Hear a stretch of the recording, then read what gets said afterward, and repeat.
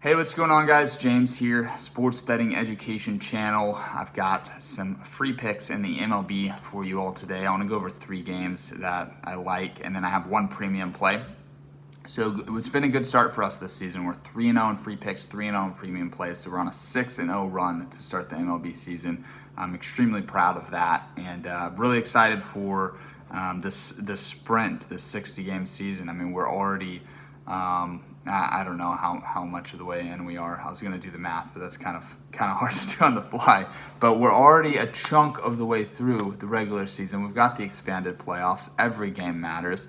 I'm pumped. So I say every game matters, but first thing I want to cover is the Dodgers-Giants series. Not every game matters to the Yankees and the Dodgers. They're going to make the playoffs. They're going to take nights off. And when you're laying this much juice to bet on those favorites, or you're taking, I heard people mention taking like an alternative run line minus 2.5 runs. It's a little crazy, but you got to pick your spots, right? So let's look at this series. We're going into game 4 today. Going into game 3, though, when the Giants got their upset yesterday, which was fascinating, all the upsets across the board yesterday, by the way. You really want to think contrarian. You really want to fade the public. You don't want to get sucked into just betting on heavy favorites. I love to bet on the heavy favorites right now because you got the Dodgers, Astros, and Yankees that I feel like are just so far above any other team, but you have to pick your spots, and that's what I'm talking about right now. So going into game 3, Dodgers are 2-0. They're chilling, right?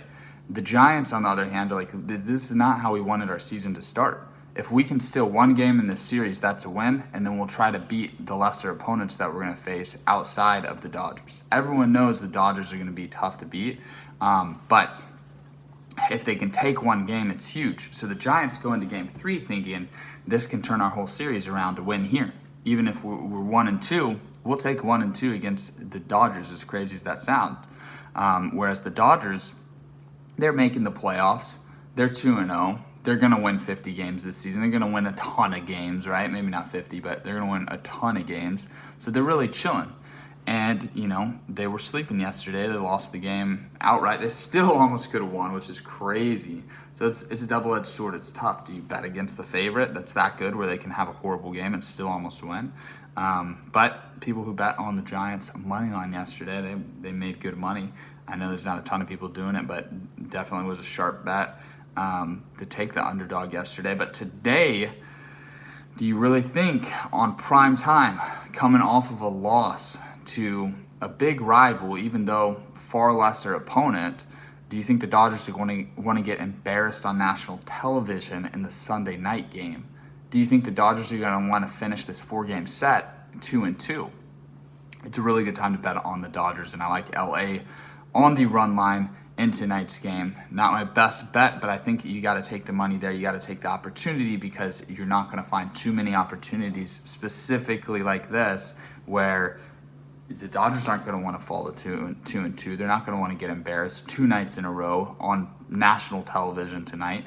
They're just so much better. I think they win extremely comfortably in this one. Then I like the Rockies and Rangers over. So a couple of things. The first 2 games, there have only been 6 runs the first 2 games, which is extremely low for both of these teams. But there have been 21 runs. So there should have been more runs scored, and I think we'll see that reflected on the scoreboard tonight. So I like the over 8.5 runs there. Also, you've got Kyle Freeland and Corey Kluber pitching. So it's going to be a step down in starting pitching. So it should give these lineups an opportunity to start putting up some runs. So I'm taking the over 8.5 in the Rangers and Rockies game. And then you talk about the top 3 teams that I mentioned, and you talk about opportunities to bet on them. Well, you look at the Astros Mariners, and it looks like a situation similar to what I just described with the Dodgers and Giants, where Astros are making the playoffs. They're 2-0. Mariners are 0-2. This isn't how the Mariners wanted to start their season, but it's a whole lot different because the Astros and the cheating scandal and the media, the fans, and most importantly, I've never seen it in sports outside of this one time, but the other players in the league actually, ganged up on the Astros and talked crap about the Astros and treated them like they were the scum of the earth. Now, some people genuinely believe the Astros are the scum of the earth, but it doesn't matter. They're still playing in the league, and I'm sure the Astros see it kind of the way I see it, and I'm unbiased. I'm an Oakland A's fan, so if anything, I want to see the Astros fall. But everybody in pro sports is trying to find an edge. Like, to me, it's crazy. It's crazy how acceptable it is for people to take PEDs, but the Astros stealing signs is like the end of the world. Stealing signs has been part of baseball since baseball began, since signs started being used playing baseball, which I'm sure was a long, long time ago. Ridiculous that the Astros are under that much scrutiny, I feel like. I feel like it's one of those things where, yeah, you got to punish them. You got to make it so that they're scared to do it again. But also, how many other teams are cheating and didn't get caught? Like, come on, how naive are we going to pretend to be? So I think the Astros they're going to dominate this regular season. And you look at the pitching matchup, Zach Greinke is your third pitcher in the rotation. Astros-Yankees is going to be a dogfight in the playoffs. It's going to be freaking awesome. But I like Greinke here over Kikuchi, obviously, but specifically because Kikuchi against the Astros has not been done well. He was, I think he was 6-11 last year in his record. 0-4 against the Astros. So this is a guy that he faced the Astros 4 times last season. He couldn't beat them. The Mariners lost all 4 games, and he got the decisions in all 4 of those matchups. So I like the Astros here to get it done on the run line against the Mariners. Got to be careful when you're picking these favorites, but both of these opportunities with the Dodgers and the Astros really make sense. And then the fourth play is going to be your premium play, which has been sent out. So if you're on the season package or you're on the day pass, then you have that in your email. So check it out. We're looking to go 4-0 on premium plays, and then we're looking to go 3-0 today on the free picks.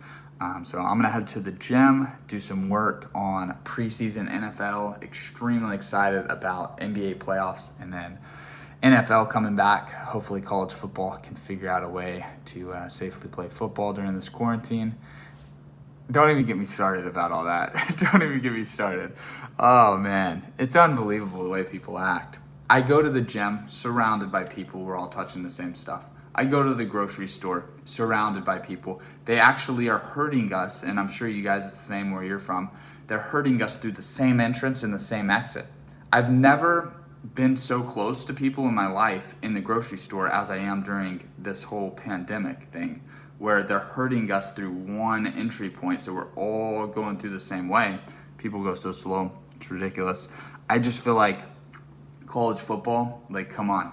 They're going to pretend to care about the players' health and safety now. Let them play.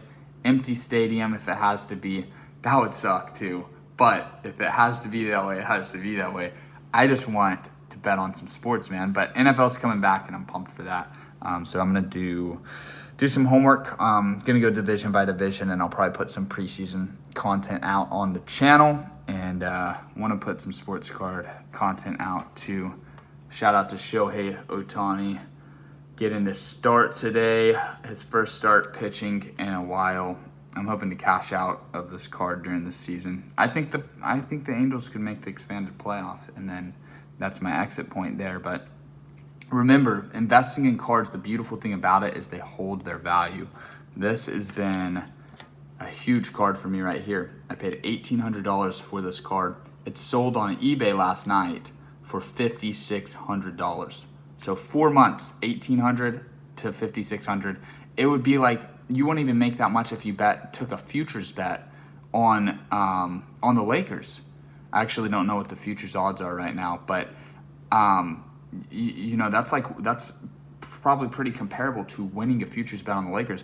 What's the risk with the futures bet? Well, if any other team wins, you don't win your money. With this card, it's always going to hold value. It's always going to go up over time. LeBron's going to win another championship. He's going to play in the NBA playoffs year after year. There's going to be opportunities to cash out when he retires, Hall of Fame. I mean, I'm going to cash out soon. That way I can reinvest it into younger stars. But it's really exciting stuff. The sports card investing is something you guys really, really need to look into. It needs to be part of your portfolio. You know, whatever money you set aside to bet on sports, set some aside to invest in cards, invest in the players that you think are undervalued or under the radar now and will, you know, become public superstars, household names. There's a lot of money in investing in some of these young players in baseball and in NBA big time. But thank you guys so much for spending time with me on this Sunday morning. I hope you guys have a great day. Best of luck with your bets. And hit the subscribe button if you haven't subscribed to the YouTube channel. Follow me over on Instagram @BetWithJames. And I'll see you guys in the next video.